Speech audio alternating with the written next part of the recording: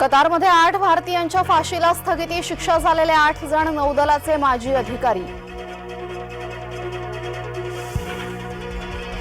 ईडीच्या रडारवर प्रियंका गांधी, आर्थिक गैरव्यवहार प्रकरणी प्रियंका गांधींचं नाव। कारागृहात कुत्ताला 2016 नंतर कोण कोण भेटलं, सलीम कुत्ता प्रकरणी नाशिक पोलिसांनी मागवली माहिती।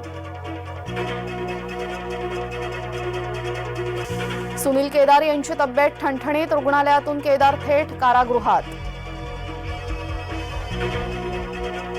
राज्यात पेट्रोलचे दर कमी होणार, किमान 7 ते 8 रुपयांनी दर कमी होण्याची शक्यता, विश्वसनीय सूत्रांची माहिती।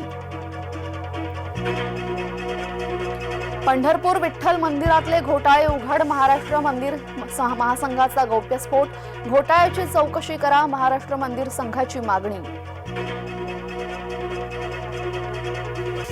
राम प्राण प्रतिष्ठापनेच्या दिवशी राज्यात होणार उत्सव, मुख्यमंत्री आणि राज ठाकरे यांच्या भेटीत एकमत। 20 तारखेला निघायचं ते आरक्षण घेऊनच यायचं, जरांगेंची मराठ्यांना आश्वासक हाक।